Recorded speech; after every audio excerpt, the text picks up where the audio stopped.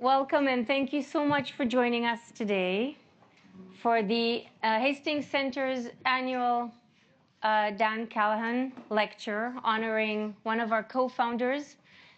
He was our president, and I'm so honored that I get to, exactly a year now, lead this amazing center that I loved before I showed up, and now I love even more. So this is a wonderful opportunity to get together with many of you who know our work and maybe others who know us less, and we would like to pull you in to our ecosystem and get you interested in the way we think. So we thought of a topic that would be interesting for the general public and experts alike. And you know, we have so much going on in the world today that we conveniently forget that we just emerged from a global pandemic, barely. And one of the things we realized during this pandemic is that science is amazing, but without trust in science, it cannot deliver its benefits. And we realized that misinformation and disinformation literally kill people. It's not a conceptual issue. It costs lives. And so we wanted to discuss issues related to trust and disinformation, misinformation. And we realized trust is earned. Historically and currently, not all communities in this country and in the world have the same reasons to trust health or science. So we're living in an era of a crisis of trust in health and science, more disinformation and misinformation ruling our daily lives and our relationships, and enter AI and then generative AI. As if things were not complicated enough, we now have easier, more accessible ways to create better disinformation. Deep fakes are becoming almost impossible to detect. And how to regulate this, who is accountable, many of us don't have a clue. I'm thinking of my 17-year-old daughter who has been following closely the situation in the Middle East on social media, looking at what her friends are posting, and she comes to me daily. Mom, is this real? Is this fake? How am I supposed to know? I don't have the tools. Nobody in her world has the tools. And all I can say is, Leanne, what is the source of this? Is the source trustworthy? And all of us need to cope daily with this issue of what is trustworthy in our lives. Such a complex question that we must answer in order to navigate the most daily tasks. So if what COVID taught us about misinformation is not enough, and generative AI is not enough for an election year. And now we're seeing how all of this is used to threaten democracy. So we figured election season, we work on bioethics. We're going to discuss with you threats to health and democracy in the context of disinformation and AI. So we invited the two world experts on this topic. Who's coming? And the way we will do this is I'm going to have a conversation with them, and then we're going to open it to a Q&A. There's a lot of brain power in the room, so I'm going to ask you to ask questions rather than give lectures. That's their job. And try to be, nice to your friends and colleagues by allowing time for their questions as well. So I'm going to introduce our speakers. I asked ChatGPT to write your bios. No, I didn't. Just wanted to see Reed's reaction. And I'm going to read all the hallucinations to you. So Dr. Reed Tuckson is a distinguished leader in healthcare and public health, and one of Hastings' newest board members. Please cheer for that. Thank you for joining us. He founded the Coalition for Trust in Health and Science, working to combat mistrust and misinformation across the health ecosystem. He, as a co-founder of the Black Coalition Against COVID, he helps coordinate efforts to mitigate the impact of COVID-19 through collaboration with key Black health organizations. You know, I'm going to ask you about that. Dr. Tuckson's extensive experience includes roles such as, I picked a few because it's such a long list. Executive Vice President and Chief of Medical Affairs at United Health Group, leadership positions at the NIH, National Academy of Medicine, various other boards and committees. And his past roles also include serving as president of Charles Drew University, senior vice president of the American Medical Association, and commissioner of public health for Washington, D.C., and that's really the top of the mountain. So thank you for joining us. May I call you Reed? I would hope so. Good. Tim Caulfield is a professor in the Faculty of Law and the School of Public Health at the University of Alberta, where he also serves as the research director of the Health Law Institute. Disclosure, we've been working together for about 20 years, so I know a little bit about his work. With over 20 years as Canada Research Chair in Health Law and Policy, his interdisciplinary research spans stem cells, genetics, research ethics, public health policy, resulting in nearly 400 academic publications. You passed that number by now? ChatGPT is not keeping up. A recognized leader in science communication, Caulfield is a member of the Order of Canada, Fellow of the Royal Society of Canada, and the American Academy of Health Sciences. And most importantly, he's a prolific author of bestsellers such as, best title ever, Is Gwyneth Paltrow Wrong About Everything? The Cure for Everything, and his latest, Relax, damn it. Caulfield co-founded the hashtag, the movement Science Up First, that really has as its vision combating misinformation, and produced the acclaimed TV show, A User's Guide to Cheating Death. Fun fact, he invited me to be on the show. And once my kids saw me on Netflix, they completely started respecting me. So I owe you that. So here comes the conversation part. And I want to start with you, Reed, and ask you, why did you create the Coalition for Trust in Health and Science? The vision is for a world where all people have equitable access to accurate, understandable, relevant information so they can make personally appropriate health choices. That sounds so amazing. But why do we need a coalition for that? When I was working on COVID and creating this Black Coalition Against COVID to try to overcome these, and everyone in this audience is literate and smart enough to know all the predicates around why it would be so hard to mount that kind of campaign in the Black community. When the very first town hall that I did, 2020, Easter, around that time, one of the first town halls I did, virtually, the first call brought up Tuskegee. I had been the health commissioner in Washington, D.C. during the height of the AIDS epidemic 40 years ago. And the number one thing on every talk show and radio show that I did was Tuskegee. And I asked myself this question: why is it, how is it, I asked it much less politely than this, how is it and why is it that the American health clinical enterprise, research enterprise, and policy enterprise had done nothing in 40 years to take Tuskegee off the table? Why did I have to fight this fight all over again? What is wrong with this ecosystem that yet we are still fighting issues that are 40 years in the making? Secondly, and quickly, I remember right before the pandemic, people like Jamie Dimon, Jeff Bezos, Business Roundtable folks came out with a statement that said that perhaps return on shareholder value is not the number one thing that the modern CEO need to be accountable for, but it was the relationship that the companies had with the societies in which they did their business and work. Well, I almost fell over when I saw it. Could this be real? But what really pissed me off about it was, how did Jamie Dimon and Jeff Bezos come out with this and not the health enterprise?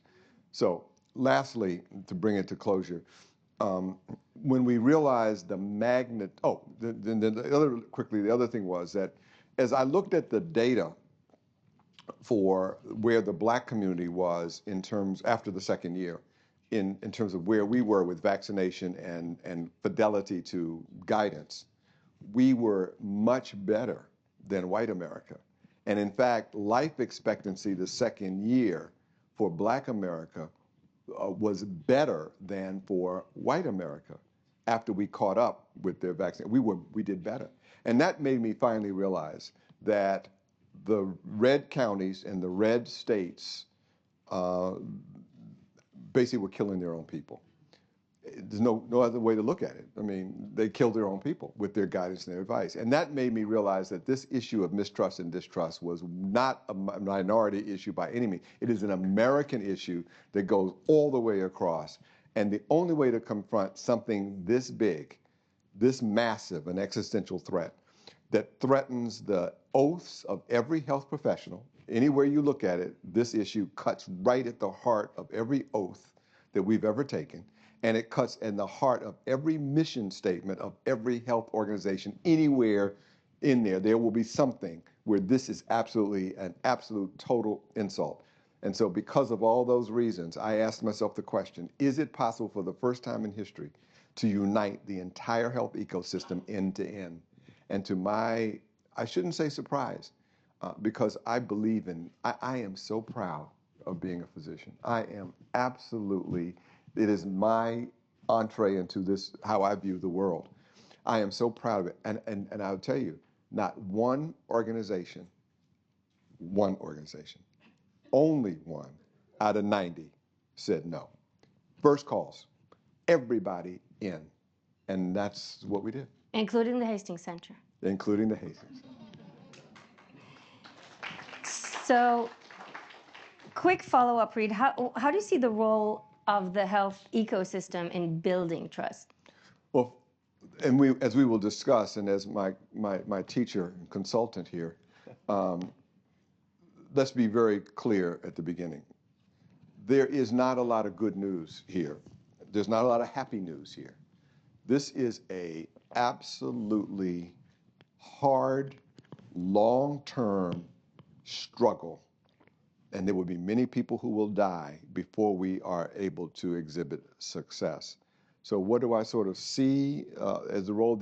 First of all, the ecosystem has to care, that we have to decide that we have enough courage to stand up in the light of the public discourse, which, by the way, requires enormous courage right now, because there's a price to be paid for anyone foolish enough to stand up and talk about this issue in public. But there has to be enough courage for the ecosystem to stand up and say, all things withstanding, the American people have to know how seriously we take it, and they have to know that we seriously care about, first, how can we help you, American person? How can we help you be able to make personally appropriate, evidence-based decisions for yourself, your family, and the community in which you live? Secondly, we have to stand up and say, we are prepared to earn trust because we are doing the right things, such as helping you do those things. And if we can all come together, our responsibility is leverage, scale, coordination, because you can build little sandcastles on the edge of the wall of the beach, and the tide is just going to wipe it right out. We've all got to decide, and nobody has enough money to do this by themselves. Nobody has enough expertise to do it by themselves. So you need the ecosystem to have the courage to stand up and make a statement. We, for the first time ever, organized ourselves, and what did we choose? Regaining the trust of the American people.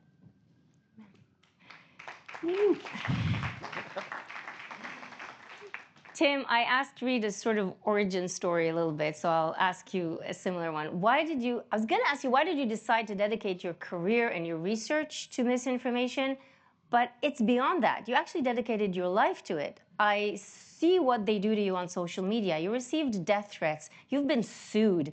They dragged you through the, dragged you through the mud because of the work that you did. So what made it worth it? Why did you choose this? Well, I think that Reed's touched on it. This is one of the greatest challenges of our time. And I think we can't state that strongly enough.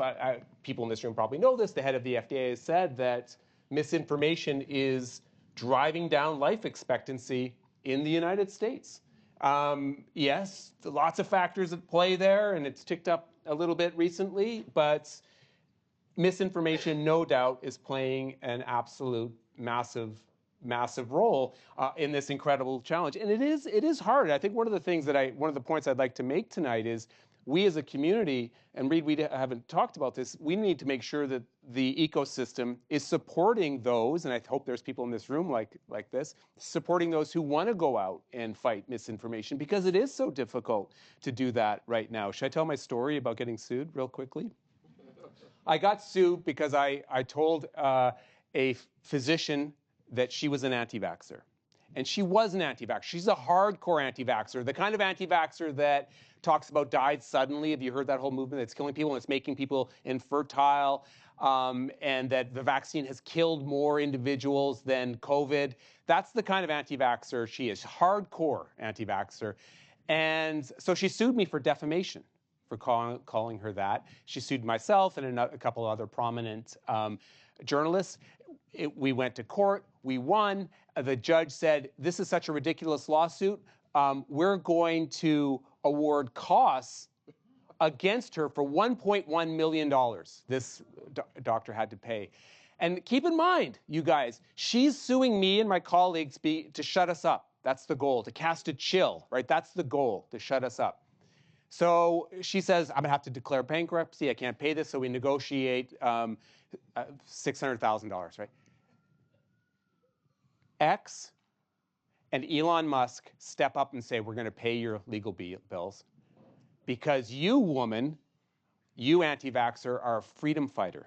You are fighting for individuals' freedom of expression, and so we're gonna pay those costs for you. That's the world that we live in now. That's the world where we need to have voices and ecosystems push back against that kind of noise. And the other thing we need to recognize, I think, Vardit, and I have actually visuals to support this, we have to highlight the different kinds of misinformation that are out there. There are state actors that are pushing this misinformation. Now, I think when people think about state actors pushing misinformation, they think about elections, right? They think about trying to get a particular party elected. But state actors are pushing misinformation often for the sole reason of creating information chaos. They want to create distrust. When they create distrust, they win, right? The state actors win. And they push misinformation about things like vaccines. And I think that's often overlooked, and I think that has to be clarified in our fight against it. This is disinformation. I often talk about the misinformation continuum. On one end, you've got disinformation like this, but at the other end, you have misinformation, which is individuals perhaps inadvertently sharing misinformation because they were just trying to do what's best for themselves, for their family and their community. All of it does harm, and we have to develop strategies to counter all of that, whether it's disinformation or misinformation. And I feel really passionate, like you, Reid, that this is a generational challenge that I think we all need to step up for. Thank you. To your point about those of us who want to do this work feeling supported, during COVID, I was doing media every day, we both were, and I started receiving death threats from the anti-vax community. They were very organized threats. The rector of my university stepped up to tell me that I will get any police protection that I need, that the university is behind me, that this will never harm my career. If you don't have that kind of backing, you're silenced. So there's a lot that can happen within academia, within every ecosystem, to help and support proactively those who are speaking up. I think that's so important. And I know young colleagues that have told me, their postdocs, their assistant professors, saying that they don't want to get into this fight because those exact reasons. They're worried about their career. And when that happens, that chill is cast and the misinformation mongers win. Institutions need to step up and say, look, we are going to support you. We're going to support you. We have your back. The worst example of the most frightening example of this that I've seen recently, though, is what's happening at NIH. Now, I love NIH. I am absolutely been on 8,000 NIH committees, and I was there. I was really, really, really privileged to be one of the 4 people that spoke at the unveiling of Francis Collins's portrait. So I really care about NIH. They made a decision. The original decision was to take a lot of money from the Common Fund and fuel it into research on misinformation and disinformation. They got a whole bunch of scholars all revved up, started to work, and the plug got pulled. NIH could not take the risk of their funding in Congress, and that whole effort was shut down. Now, I'm trying to revive it behind, around the corner by getting access to those people and giving them a voice outside of NIH so they can keep that research disseminated. But that's the level in which this is, the threats are that serious. So let me follow up on that. How do you see the role of ideology, political identity, community, and even religion in the generation and the spread of misinformation? I'll let you answer. Okay, you go, and then read. I think, look, there's absolutely no doubt that ideology is a dominant. I would go so far to say that ideology is perhaps the single most significant variable now in the context of things like being anti-vax. So there was the study from Kaiser that came out, I think, 18 months ago or so, that found that political affiliation was a stronger predictor of whether you are vaccinated than race, than income, than education, than insurance coverage, than age, than anything else. I mean, think about that. That's in the United States. That's remarkable. That's remarkable. And so we know that ideology is playing a massive role. And there's been lots and lots of studies on point, and this is something that we have got 2 grants to look at very recently. Just look at this data from Pew that came out not that long ago. And this goes to trust in science, you guys. If you look at where trust in science is eroding, and yes, as Vardit said at the beginning, it's eroding sort of across the spectrum, but it's largely on the political right. When you look at the degree of trust, where that erosion is happening, it's almost entirely on the political right. And that tells us that this erosion is largely because of political identity and ideological messaging. And I'm going to come back and I'll say this over and over again. Misinformation happens across the ideological spectrum, and I'll come back to that. But there's no doubt that ideology plays a massive, massive role. And as Reid already said, this is killing people. This is killing people. Study after study after study has shown look, and again, it's hard. This is correlational data, so you have to be careful not to overinterpret it. There's a lot of relevant variables going on here, urban, rural, economic, education.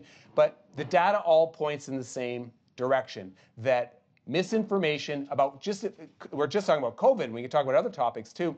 It's killing people, and it's killing people in a very clear political, ideological manner.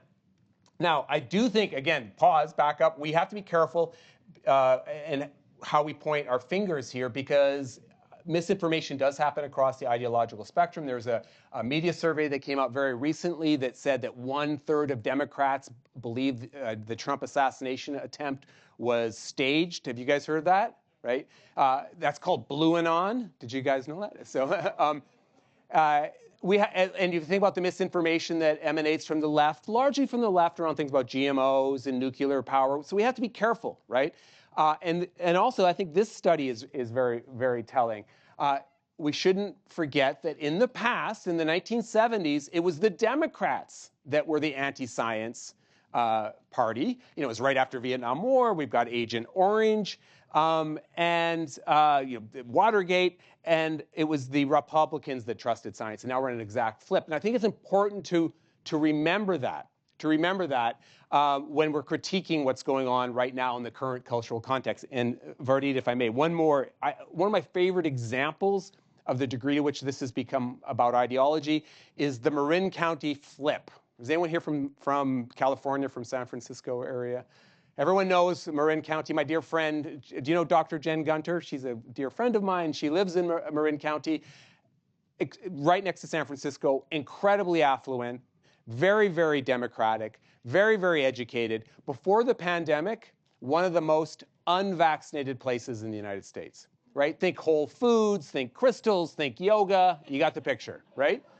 Right? The pandemic happens, and presto, Marin County becomes one of the most vaccinated places in the United States. Why? Because being unvaccinated is an ideological flag now for the Republican Party, and that's not us, right? So it gives you a sense for even in a community like that, wealthy, educated, affluent, in every kind of way, ideology still matters. It's interesting that, first of all, let's remember in the context of the bigger context than how you describe that, is it's not just us. It's not just health. It's everything. Everything is now part of this subtle, nuanced mixture of ideology, tribe, and the need to align myself with the belief system of my tribe. I inherit my tribe, my ideology from my tribal affiliation.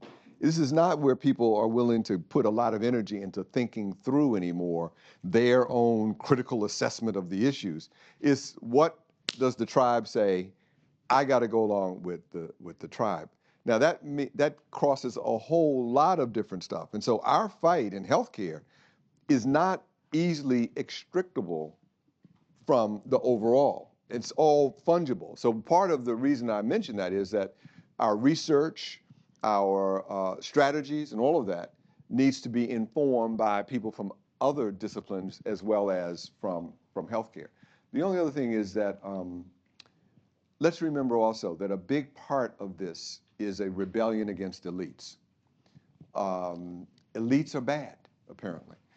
You're not part of the heartland anymore.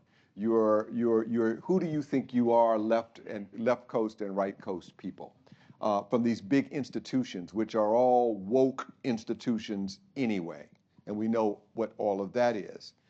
So there is that. But then add one last little teeny piece to that is, I love your slide about distrust of the scientists. Most Americans do not know a scientist. They don't know us. They don't know scientists, and they don't know science. The crazy world we're living in, everything is turned on its head. But one of the things that is turned on its head is the processes of science. You did an experiment and it didn't work. You didn't know what you were doing. There's no such thing as hypothesis generation anymore. And so that becomes another part of that challenge. So let's talk about framing. I'll ask Tim. You did a lot of research on issues like fear and negativity, the power of scary anecdotes. How does research, how is evidence used to improve the generation of disinformation, to make the framing more impactful? Yeah, I think that there's a large body of evidence, and we have really explored this, things like the power of the narrative, the power of the testimonial in order to overwhelm people's ability to think scientifically. And I have an example, one of my favorite examples of the power of all these different ways to frame things. How many people remember Nicki Minaj's and the testicle story? Do you remember that? Right? The Nicki Minaj, it was her friend's cousin's testicle, right? And in Trinidad. Right, that's right. Read, those testicles ruined a week of my life. I was doing a week of my life. Yeah. A week of my life. It was because people were phoning, right? And asking you, do I have to worry about the impact of vaccines on my testicles? And why did that have such an impact? And this was one tweet from Nicki Minaj, right? And it really did have an impact. Like shouldn't downplay. So that's the first lesson from something like this. It may seem silly, it may seem frivolous. It has an impact. And professionals have to get out there and counter it. In fact, I think we should treat things like this as a pop culture moment to talk about what the science actually says. The other reason that this had an impact is, of course, the megaphone matters. Nicki Minaj, I think she has 20 million followers or 30 million. By the way, I really like Nicki Minaj's music. I don't want to sound like I'm critiquing that. I think she has 20 or 30 million followers. So the megaphone matters, and it plays to what's called the illusory truth bias, right? If you hear something enough, it feels real. And that's what's happening here. The other really important thing, I think, is you might relate to Nicki Minaj. She speaks to your values. She speaks to your community. Those things matter, right? And you're more likely to believe something if it falls in that realm, right? But as you pointed out, Vardit, she's also, look, it's one tweet, but it's still a story, right? And humans love stories. Some people speculate we're hardwired to follow stories. So there have been really interesting studies that have highlighted that a powerful story, anecdote, testimonial can overwhelm our ability to think scientifically, right? So think about those testicles. Like those testicles overwhelmed 100 million data points on safety and efficacy of the vaccines. The testicles won. And that's because it's a story. And then to the last point you made, Vardit, it's not only is it a story, it's a scary story, right? So it plays to our negativity bias. It plays to our negativity bias, and which is an incredibly powerful bias. Studies consistently show negative headlines outperform positive headlines. Studies show that the negativity bias cuts across all cultures. Some people speculated again, it might be hardwired, right? Watch out for the snakes that hang out in the grass over there. Don't eat that food. These testicles are an example of what vaccines can do to you. This is why many reasons why stories and framing and celebrities can have such a profound impact on public discourse. So, Reid, just to jump in about the power of celebrity and of stories and of the personal, because this is one way that we can actually do something and do good. Think about Angelina Jolie's New York Times story and how many women went for breast cancer screening after that story. You wrote a paper on that. Yeah. But I critiqued it. I actually used the Jolie effect. Have you heard about this? Yes. Right, the Jolie effect. I think it's actually a really good example of how complex this is, Vardit, because was that a good thing or was it a bad thing? Both. It was both. It was both, right? And I think it's a really good example, too, because you guys remember those op-eds, 2015, 2013? They were thoughtful. I don't know if Jolie wrote them. I don't know. They weren't sensationalistic. She didn't do a lot of interviews after. She was with Brad at the time. Brad didn't really say anything. It was really those op-eds. And they created the Jolie effect, which has been somewhat maintained for a very long time. Not everyone agreed it was a good thing.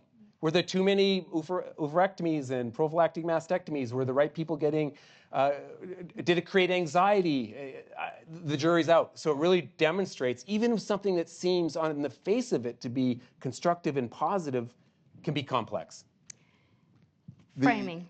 So the first part of that was that think about the other ingredient that goes along with this excellent point that you make is the word uncertainty. Narratives are very important and effective when there is uncertainty, because now you're dealing with emotion. We're not talking about science. We're not talking about facts. We're talking about feelings. And narratives get at feelings. And when there is uncertainty, things are just not clear. Y'all just got this vaccine 3 weeks ago now. Come on. How many people have had it? How many people got it? How do you know about the long-term side effects when you only had it for a week? So when there is uncertainty, narratives and framing that can get at emotions take on much more power. Now, the second part of that is, what did you just ask about? The Jolie effect? The Jolie effect. Fascinating case study. The big challenge we are facing today is the complexity of the science that we are trying to get Americans to be comfortable with. We are in the genomic era. Angelina Jolie made clinical decisions based on probabilistic statistical decision making. Not, I got this, It's no question, and we're going to cut that. The probability of now all of a sudden, in the modern world, the modern patient has got to make these kinds of choices. There are 5,500 certified genetic counselors in the United States. There are no docs, of course I'm being very hyperbolic in this, but there are no docs who know anything about talking to a patient about genetics, probabilistic statistical decision making, and how do you come to making the best choice in an era of uncertainty. You also realize that there are no kids in high school today that are getting a course in applied probabilistic statistical decision making. In fact, very few, except for the wealthy and the really lucky, have any education in genetics. So the mismatch between the trend on complexity of science, the number of decisions a person must make, and the knowledge base are completely mismatched. And finally, Angela Lee can pick up the phone and call anybody she wants to. And they will spend all the time that they have making sure she understands. Mrs. Mary Smith, black female in inner city Chicago, canceled, and never will ever, ever have a chance to learn what they're supposed to know. Thank you. But that's the challenges we got to go in for. That's what part of what we have to deal with. All of that. Thank you. Now notice that we have AI in the title, and we are in layers of complexity that we're already drowning without even talking about how AI gets into this ecosystem. Well, tell us about it. And complicates everything. What about it? To follow the trend of narrative and emotion and the personal, we made a complicated decision to show you something. And I want to then kind of analyze this example, this narrative, to highlight a few points about why AI makes things so much more dangerous and so much more complicated. You may recognize this person. I, Kamala Harris, and your Democrat candidate for president, because Joe Biden finally exposed his senility at the debate. Thanks, Joe. I was selected because I am the ultimate diversity hire. I'm both a woman and a person of color. So if you criticize anything I say, you're both sexist and racist. I may not know the first thing about running the country, but remember, that's a good thing if you're a deep state puppet. I had 4 years under the tutelage of the ultimate deep state puppet, a wonderful mentor, Joe Biden. Joe taught me rule number 1, carefully hide your total incompetence. I take insignificant things and I discuss them as if they're significant. And I believe that exploring the significance of the insignificant is in itself significant. Talking about the significance of the passage of time, right? The significance of the passage of time. So when you think about it, there is great significance to the passage of time, and there is such great significance to the passage of time. Another trick is trying to sound black. I pretend to celebrate Kwanzaa, and in my speeches, I always do my best Barack Obama impression. So hear me when I say, I know Donald Trump's tight. And okay, look, maybe my work addressing the root causes of the border crisis were catastrophic, but my knowledge of international politics is truly shocking. The United States shares a very important relationship, which is an alliance with the Republic of North Korea. It is an alliance that is strong and enduring. And just remember, when voting this November, it is important to see what can be unburdened by what has been. And by what has been, I mean Joe Biden. Do you think the country went to shit over the past 4 years? You ain't seen nothing yet.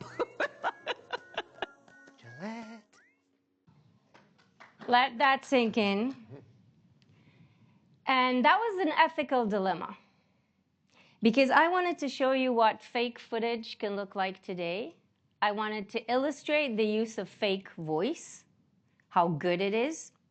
I wanted to not explain abstractly, but demonstrate how large amounts of data with the current technology can create more believable content. And because it's more believable, it's more dangerous and its effect on us. But I didn't want to show you this because the evidence shows that more exposure enhances the motivation of bad actors to generate this information. So every time we share misinformation and disinformation on social media, we feed into the motivation and the profit and the desire and commitment of bad actors to influence our discourse and to exacerbate the threats to our democracy, to our health. So I had this conversation with Reid, and I said, Reid, what if the Hastings Center creates a caption on top of it? You know, these days you're always afraid that somebody in the audience will snap a short video of a section. Professors were fired over this. They used a certain language to make a point in class. A student edited that part out of their lecture, and they found themselves in trouble.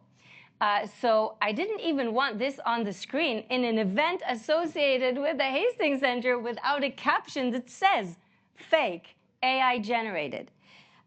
So that speaks to transparency. And that speaks to the story of this video that was generated by who knows who and posted on Twitter. And lo and behold, the day later, Elon Musk retweeted it. And the words on top of the video were, "This is amazing."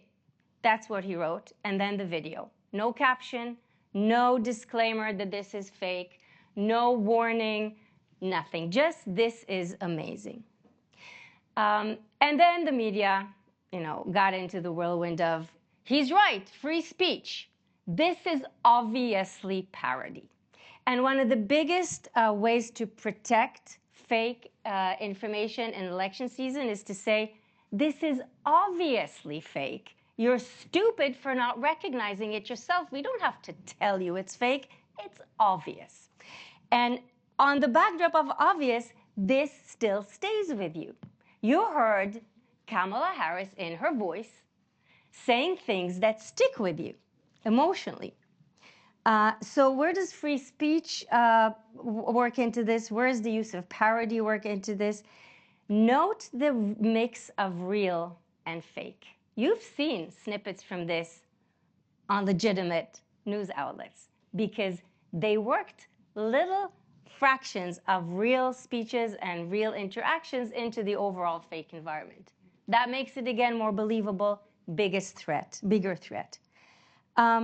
So what can we do? Everybody says, who's accountable? Where's the regulation?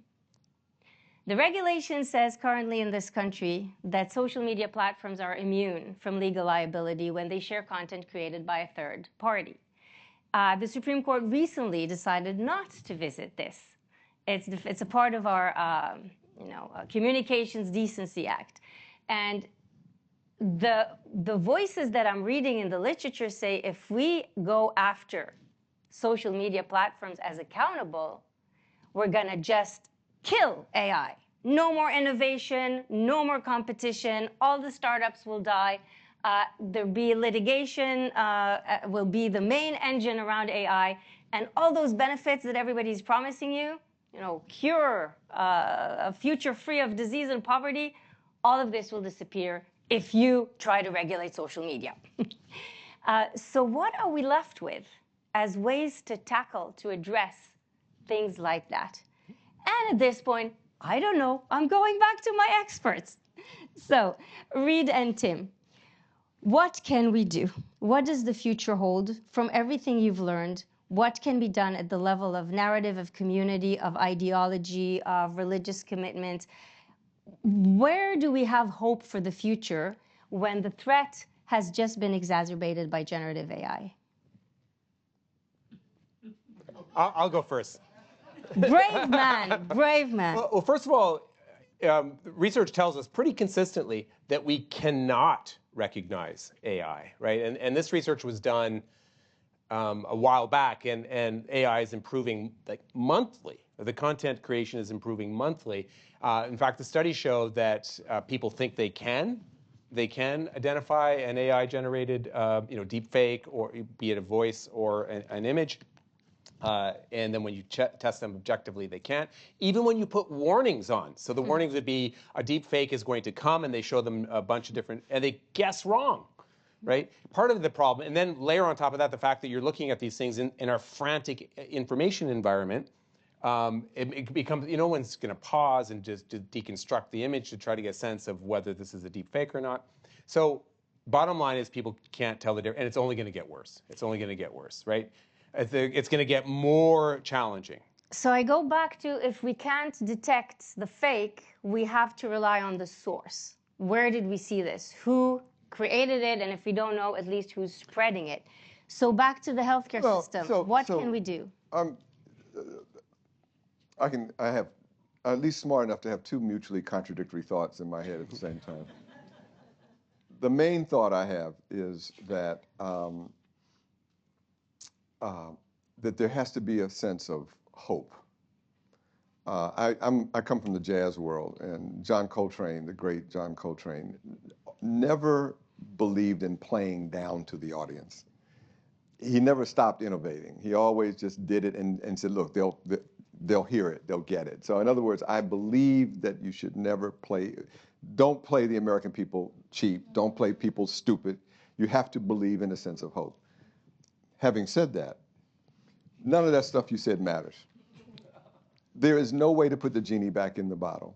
There is no way that you will see in any shape or form, and at least in the next 10 years, any guardrails around any of this. It cannot happen. The politics are not there. The Supreme Court is definitely not there. And it doesn't really matter, because people are going to, and I think those statistics that, Tim, that you put out around the absolute predictability of vaccine use with political party, or whether your kids get vaccinated against preventable childhood illness, you absolutely know that the tribe is going to win, regardless of whether you told them it was fake, whether they saw this is the reality that we have. And what that to me means that the health ecosystem is going to have to deal with this one patient encounter at a time. It is right now, there are several 100,000 people who are touching patients/consumers. It's the advanced practice nurse in the clinical arena. It's the neurosurgeon talking to a patient. It is the public health official getting ready to go to a town hall in Ypsilanti, Missouri.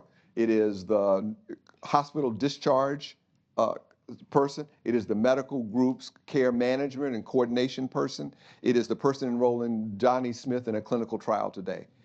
It is the sum total of every one of those encounters over a repeated long period of time that will start to turn the tide.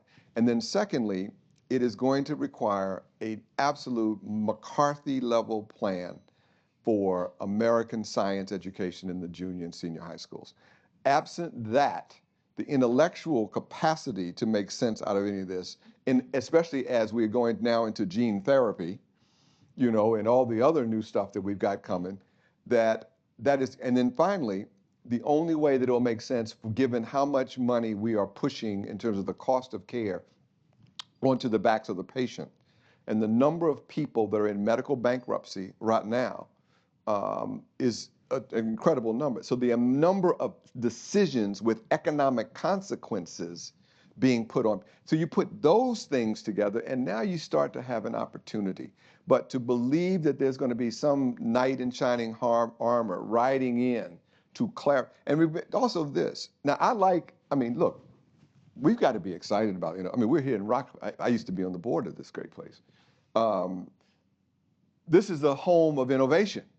So let's just be very excited about AI and what it can do. And it is going to produce some really wonderful things. Unfortunately, there's no difference between using these tools for good or weaponizing them for bad. There's absolutely nothing that stops. So you're going to have both. And people are going to make $1 gazillion using it for bad. And the skill set, so as you start to train these large databases, these large language models, as you start to train them for good, somebody is also working overtime to train them for bad. So my point only is this. I'm realistic. I understand. You're not going to get what you want on regulation. You're not going to get what you want through the courts. This is a fabric of American life. And the political people will never root it out for them. And the police people won't root it out for them. And the church people are not going to root it out for them. And it's not going to root it out for us.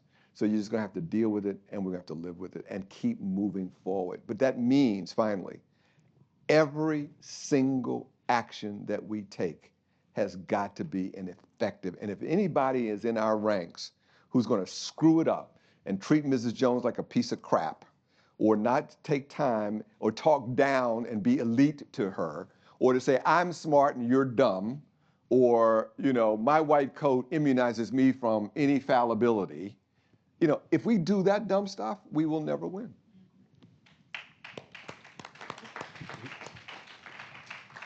Microphone is yours. It's actually right there. If you can step up and ask questions, we have some time to converse. Hi. Is it on?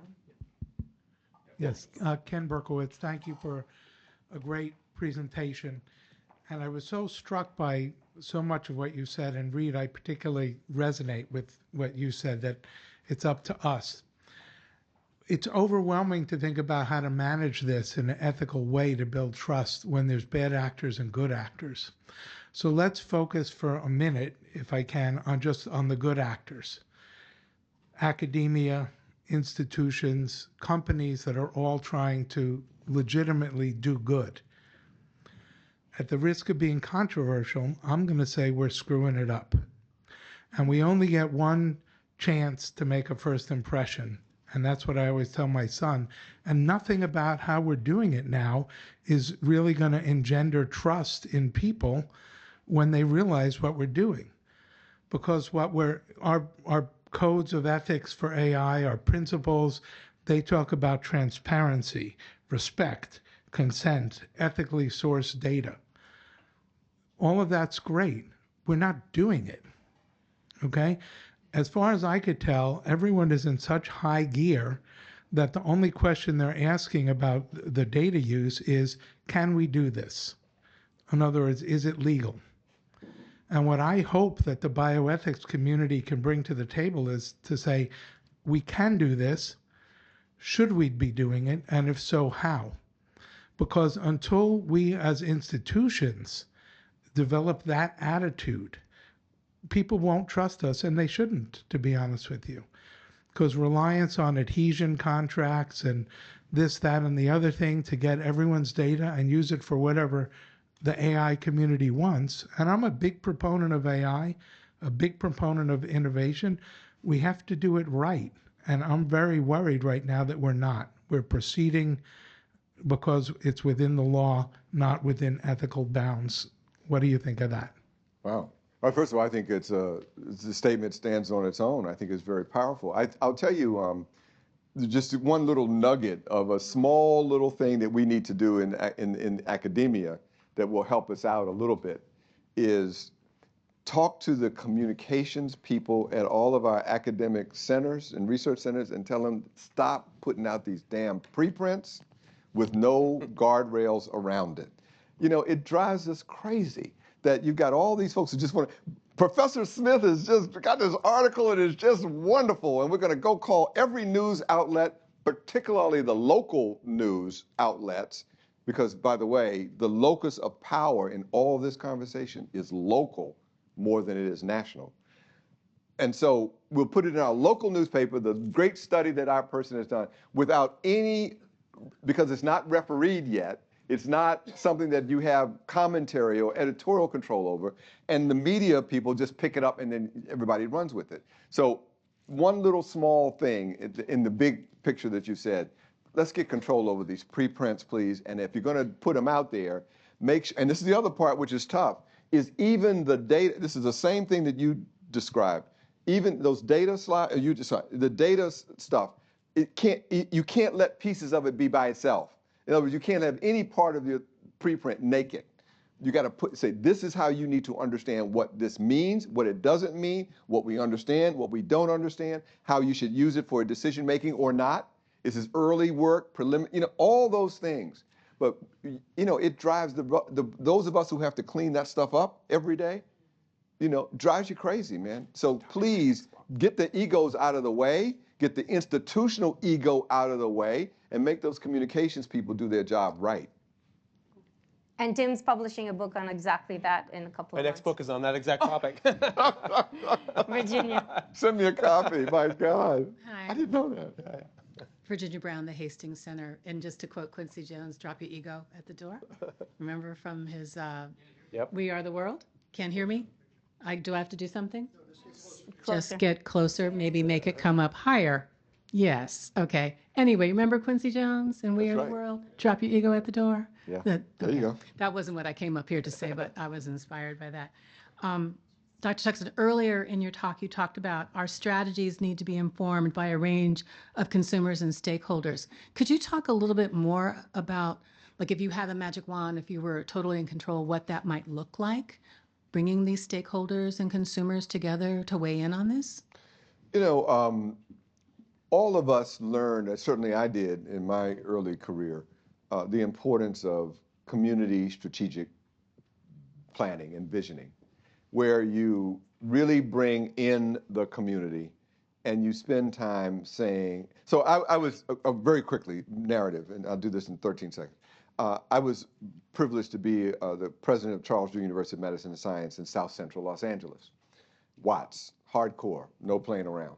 And I was going to go out to the community and we were going to just tackle the issues. And I had all the epidemiological data to know exactly the priorities we needed to go after. So we went and organized this community meeting and we were trying to, and they didn't want any part of it. It became very clear that the thing that needed to be done, number one, was to listen to them, find out what their priorities were. You can build a highway and drive any damn car you want over it. It didn't matter whether I wanted to do AIDS and they wanted to do diabetes. Who cares? But you listen. You listen. And so I think that what we do have to do over and over again, and this is the hard part.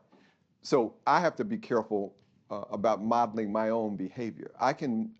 This will be a shock to you. Tom Scully will not believe I'm getting ready to say, but I can be strident, a little bit impassioned. Shame.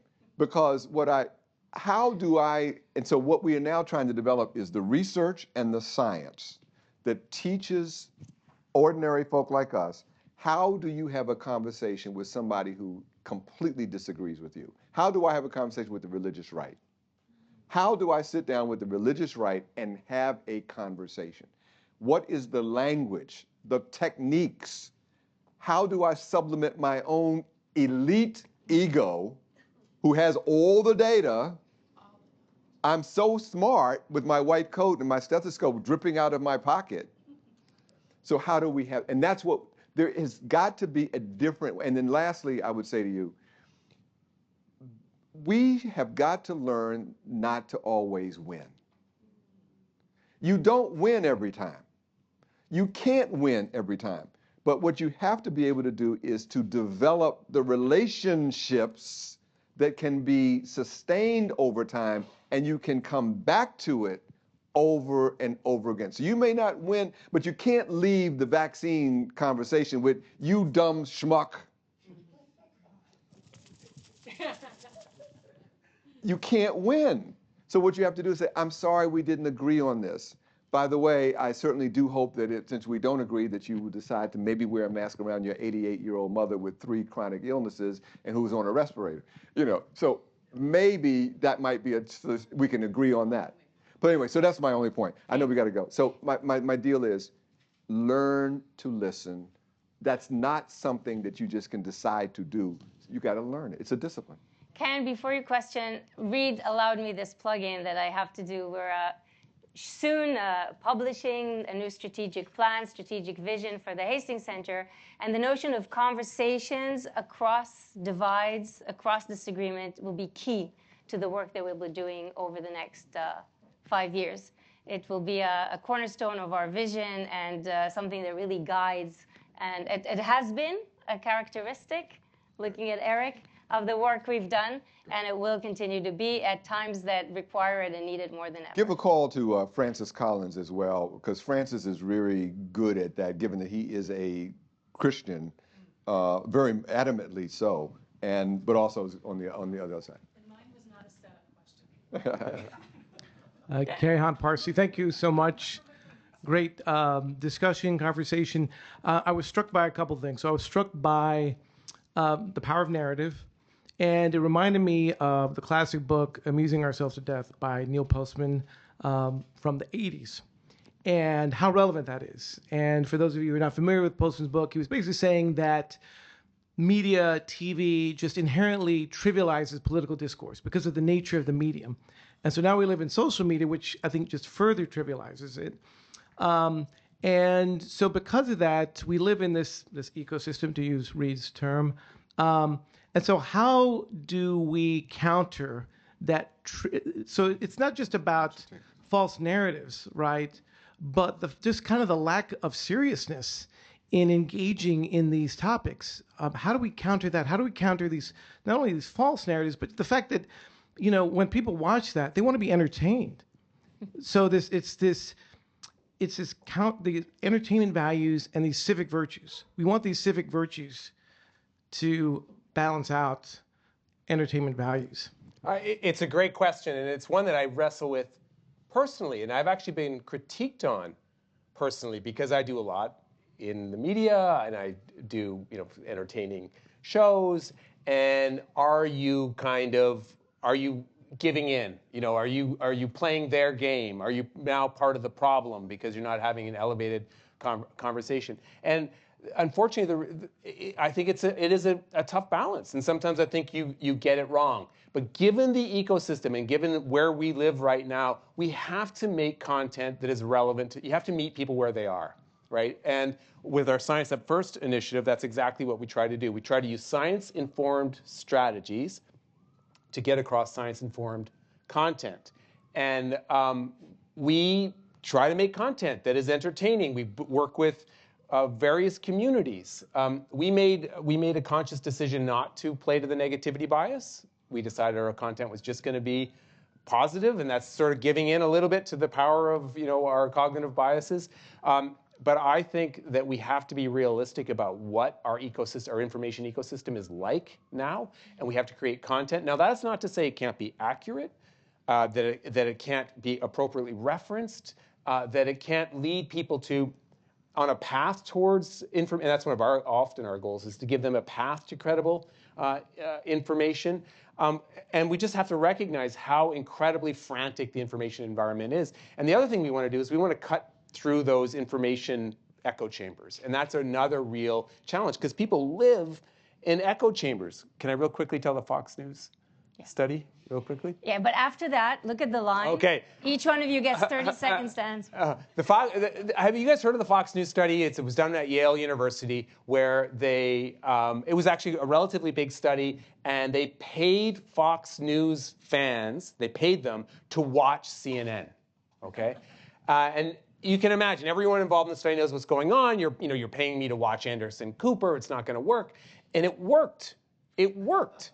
Just exposing people to a different perspective can move the dial. Yes, they went back probably to their points of view when they started watching Fox News again, but it's a really good news story, and we have to make content that does that all the time, that invites people to consider another perspective. Yes, are we, sometimes playing their game, but I think we've got to be realistic. It's a great question.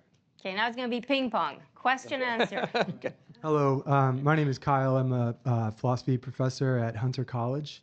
Whenever I think about trust, I think about a philosopher named Honora O'Neill. And she says that the trust reaction is based on trustworthy judgments. And ultimately, when we judge someone to be trustworthy, we're basing that on our judgments about whether they're honest, competent, and reliable. Where reliable is they live up to their commitments. Do you think that's a helpful way to think about this? And what can individuals and institutions do a better job in terms of giving data or giving evidence about those three components of trustworthiness? Do it. I think this is an incredibly important point, and I think you're right.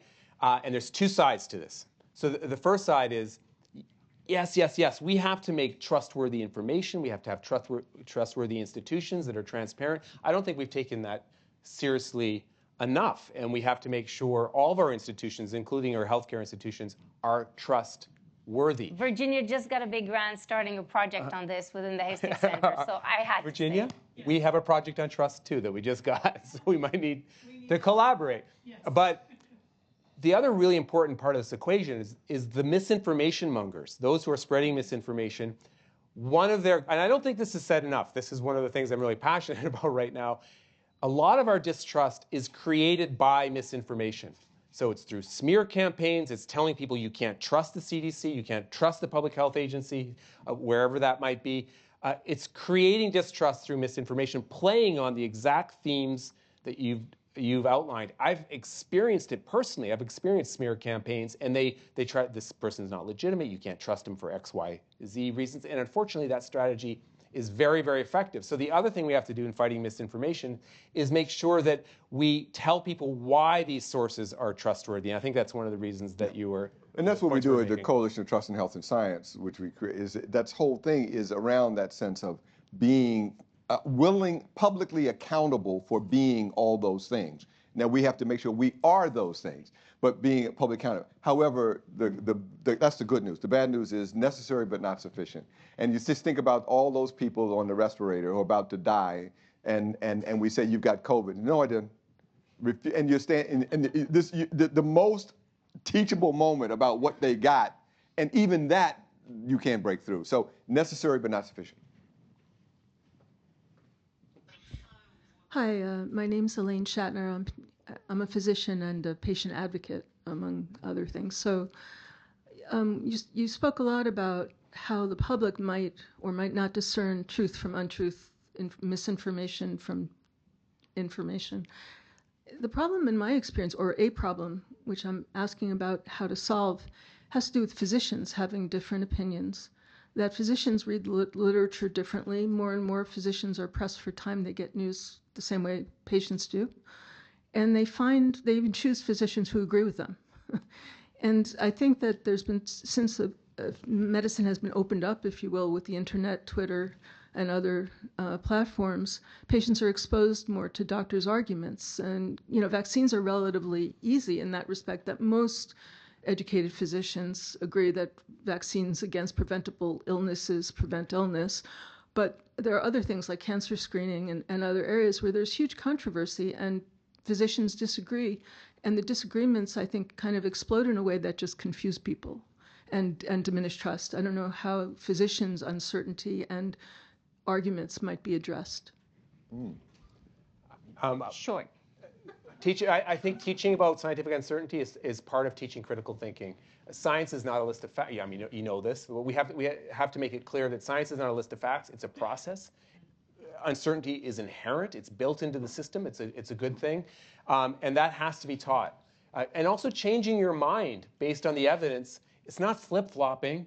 It should be a badge of honor, right? And also inviting a degree of scientific humility, I think, is really important. There's fascinating research that talks about how embracing scientific humility is a sign of being less susceptible to misinformation, less likely to spread misinformation, more likely to follow the evidence as it evolves. And I think scientific humility is a very important concept that doesn't get highlighted. And also don't forget that our profession is varied.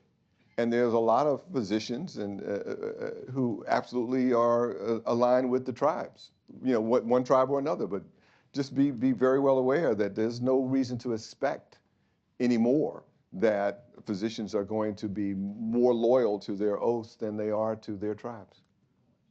It's unfortunate, and that's something we got. And so and we don't have time to deal with it. But I'm urging everybody, please go back because I can't do it with the time.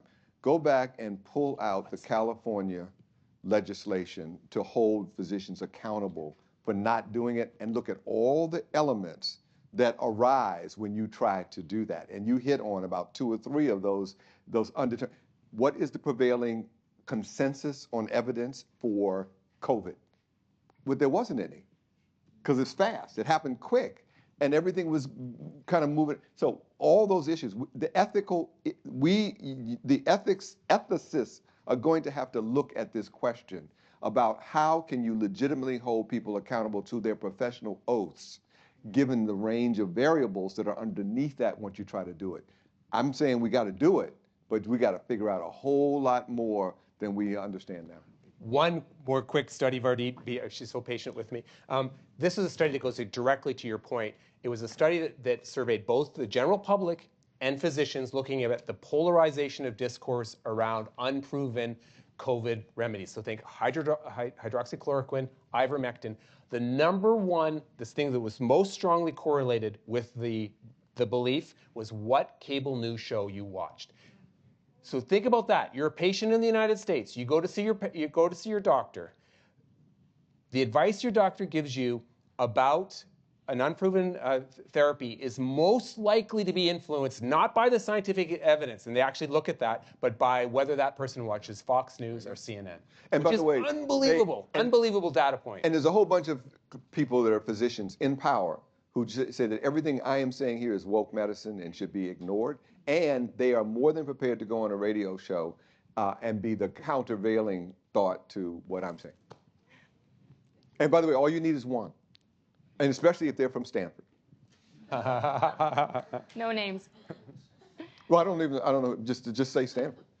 So, Peter Canellis, retired lawyer, member of the board. I would be so sanguine about the possibility of getting a legal solution to this problem. Good.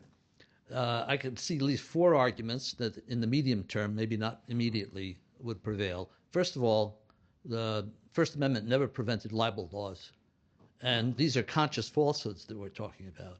For a profit, that's, I think, an easy case to make. Secondly, they come close to the regulated area that applies to network transmitting. The law could easily be modified to cover what we're talking about. Thirdly, you could treat this as a dangerous enterprise, a very profitable, dangerous enterprise, the generation of falsehoods that cause harm to persons and harm to the country. And that should be treated as a regulated industry, should be taxed, and that tax should support a network of intelligent, learned people to review what's going on and to adopt rules. So I wouldn't give up. I'm not saying it's going to happen right away, but I think it will ultimately. I guess the Chevron thing made me just so sad that I can't think straight anyway. But thank you. Your points are good. Yeah. Peter, no question. We rule in your favor, Peter. Thank you, by the way, man. Well argued. I hope that you're working with others to promulgate. I mean, I think. Listen, let's give you a lot of gas in your tank, brother. Let's get something done there. Hi, good evening, Mackie Rondon, a master's degree major in artificial intelligence. This question is for Dr. Reed. As an expert in public health, what strategies should be employed to counteract AI-driven misinformation campaigns that could undermine trust in vaccine and other medical interventions? Yeah, great question for which, unfortunately, there just is zero answer. But let me say it this way, though. I think that first I come back to hand-to-hand combat. This stuff can get so rhetorical, so theoretical, so nebulous. There's a person in front of us who we love and care about. And we have to be able to say to them, let's have this conversation. Listen, we have, for the last 10 years, been in an era where people have started to come around to knowing that I want from my physician not their expertise, but their judgment. It's always been, we've been moving that direction with the democratization of information for a long time now. So this is all about a conversation. How do you come to know what you say to me, patient? Where did you get that from? What is the source of that? What are you trying to accomplish? Now, let me help you to match what you want to accomplish and the information that you need. We're not here to debate whether or not the AI place was right or this Musk is a jerk. We're here to talk about what you want for your family and for yourself, and what information do you need. Well, let's talk about the sources of that information, the validity of it, and the practicality of it, because we're going to find a way to take information and put it to work. We're not going to debate ideas here. We're going to put information to work to save your life. That's really, I think, where you do. Now, the second way you do it is you're going to have to educate. And that's why I'm thinking now that we've got to make much better common cause with other industries. This is not our fight by itself, and we cannot win it by ourselves. So what I'm doing with the coalition is reaching out to all those other people, and we've been bringing that whole firepower of knowledge around this stuff from outside of healthcare and having them think it with, it's going to take all that, and that's ultimately what you're going to see in education, I hope, some point, and so forth and so on. But it's going to be hard. But let's just don't forget the human being in front of us every moment. Maybe Faith and Victor, you can ask the questions one after the other, and we'll answer them together so we can conclude. Whatever you say, ma'am. Thank you. I'm Faith from the Hastings Center. I think a recurring theme that comes up in all of this, in healthcare and AI combined, is uncertainty, as we've been talking about. And so I think there's often or sometimes a presupposition that uncertainty, especially from experts, will undermine public trust. But I'm wondering if you see a role for uncertainty and how it's framed, acknowledged, and communicated in building trust and sort of acting in service of epistemic humility, and whether you have strategies or thoughts on that. So we'll come back and do it the second one. Okay. Victor Villagra, Hastings, advisory council member.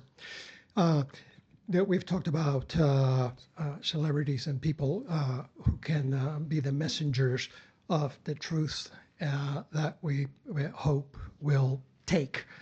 But my question, perhaps, Dr. Caulfield, this is for you. Do we know what is the profile of the millions of influencers who have millions of audiences all over the world, TikTok, Facebook, whatever? What is so special about them? You must, if you don't have data, I would love to hear about an initiative that will profile these folks, because I suspect, I don't know that they cross political lines. And I don't know that their persuasiveness is based on trust. It may be based on their ability to entertain. I'm sure there is a collection of attributes and reasons why their message spreads to billions, not millions of people. If you can find the secret sauce and engage them, I would love to attend that next conference. So, Reed, the question to you was about uncertainty used in building trust.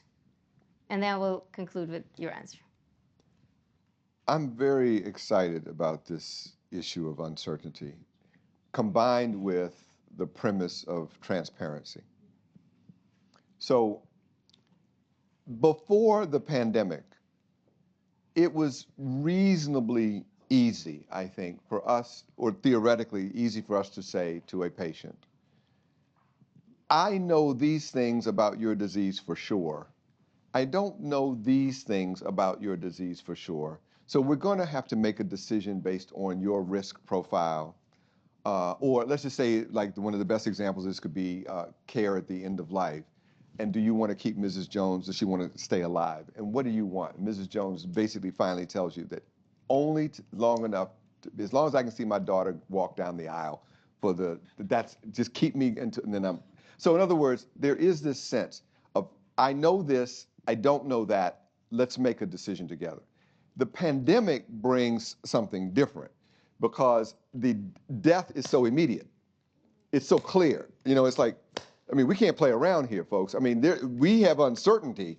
I don't know exactly whether 6 feet is the right distance or not, but gosh damn it, being in my face don't seem to make any sense.